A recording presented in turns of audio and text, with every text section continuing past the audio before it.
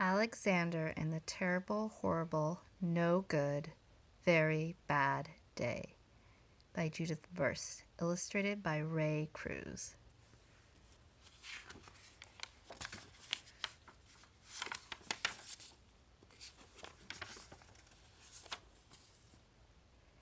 I went to sleep with gum in my mouth, and now there's gum in my hair. And when I got out of bed this morning, I tripped on the skateboard by mistake.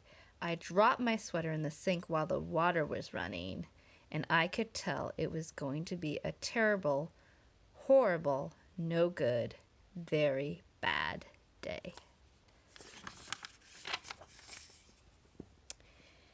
At breakfast, Anthony found a Corvette Stingray car kit in his breakfast cereal, and Nick found a junior undercover agent code ring in his breakfast cereal.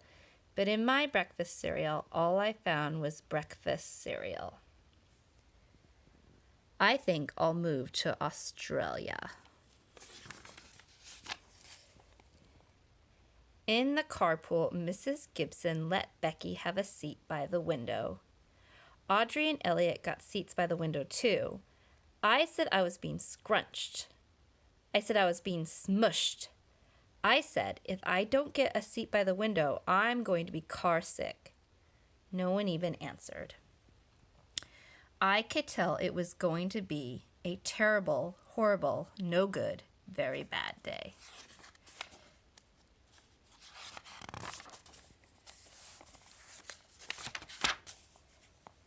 At school, Mrs. Dickens liked Paul's picture of the sailboat better than my picture of the invisible castle. At singing time, she said I sang too loud. At counting time, she said I left out 16. Who needs 16? I could tell it was going to be a terrible, horrible, no good, very bad day.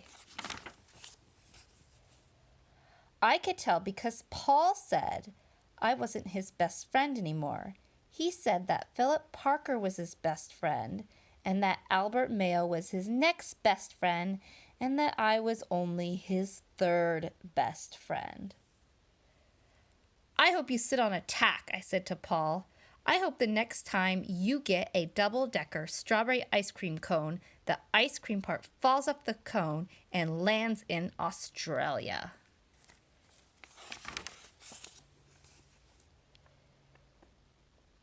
There were 2 cupcakes in Philip Parker's lunch bag, and Albert got a Hershey bar with almonds, and Paul's mother gave him a piece of jelly roll that had little coconut sprinkles on the top. Guess whose mother forgot to put in dessert? It was a terrible, horrible, no good, very bad day.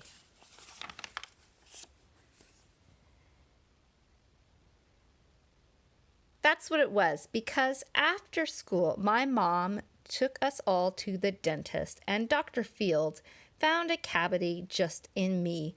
Come back next week and I'll fix it, said Dr. Fields. Next week, I said, I'm going to move to Australia.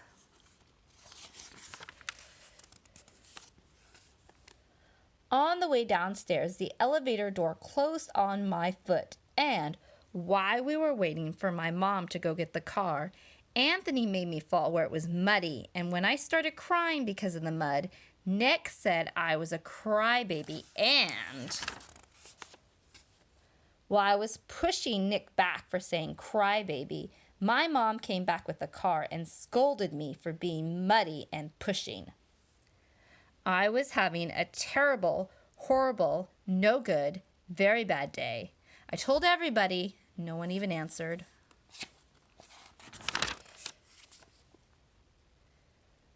So then we went to the shoe store to buy some sneakers.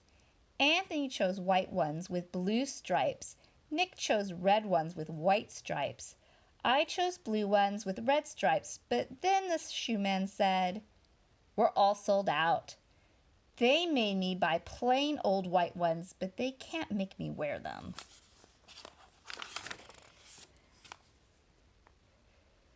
When we picked up my dad at his office, he said I couldn't play with his copying machine, but I forgot.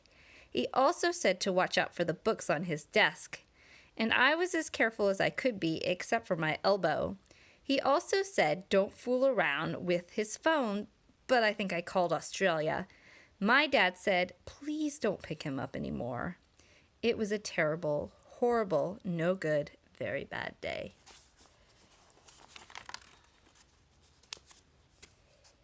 There were lima beans for dinner, and I hate lima beans. There was kissing on TV, and I hate kissing. My bath was too hot. I got soap in my eyes. My marble went down the drain. I had to wear my railroad track pajamas. I hate my railroad track pajamas. When I went to bed, Nick took back the pillow he said I could keep, and the Mickey Mouse nightlight burned out, and I bit my tongue. The cat wants to sleep with Anthony, not with me. It was a terrible, horrible, no good, very bad day. My mom says some days are like that. Even in Australia.